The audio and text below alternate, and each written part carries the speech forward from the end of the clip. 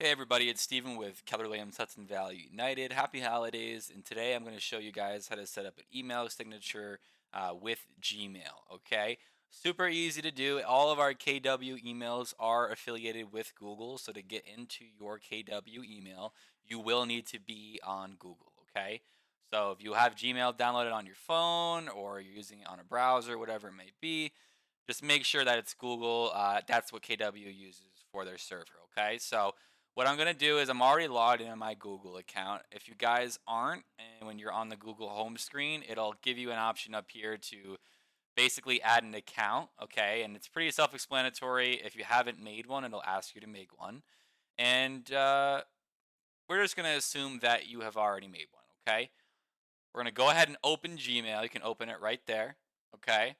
And then you see this cog in the top right up here. We're gonna click this little wheel up here, okay?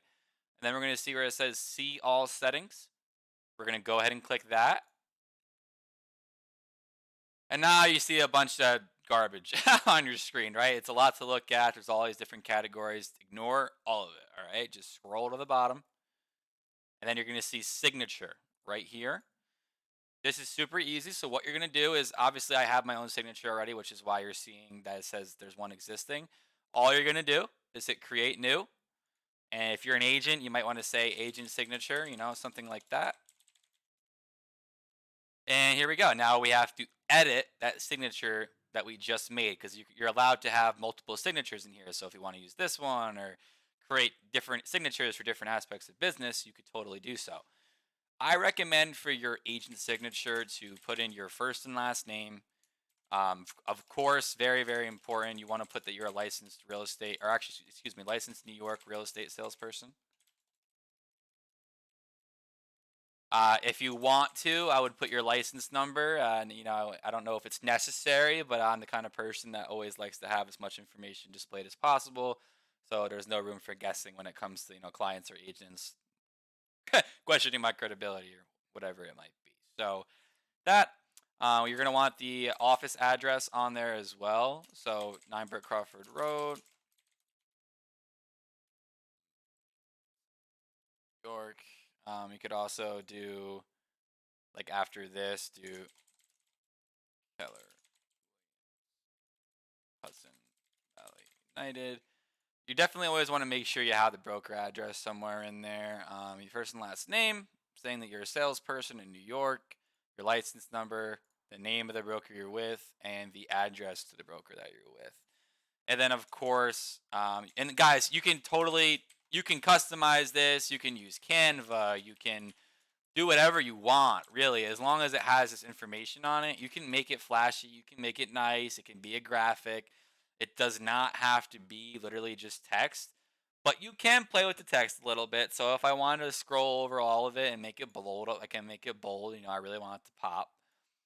If I want to change what it actually might be, so even bigger than what it was, I could change the text size. I would recommend leaving it on normal though. If I want to change the actual font, I could do that as well. If you guys decide to do a graphic for your email signature, you guys can go right down here to the insert image section. Make sure you click this. I would not recommend copying and pasting the picture in here. I think that's just setting yourself up for failure. So go down here. Let's just picture that, we didn't have any of this and you had all of your email signature was put into a graphic. So all that information was on a graphic that you just want to upload like a JPEG or, some kind of PNG or something, which those are file extensions for those who don't know. You're going to hit insert image. And then, yeah, this is a picture from my LA days. Let's just say we're going to pick that one. Probably not going to work because it's too big. Oh, it did. So you're going to want to make sure it's formatted the right way too. So you might have to play around with that. I don't know the exact aspect ratio for an email signature, but you can always Google it to find out. But if I were to leave this as is, it would send this giant picture of me in my email signature. So the other important part that people forget is you have to scroll down a little bit because there's still a couple more settings to fix.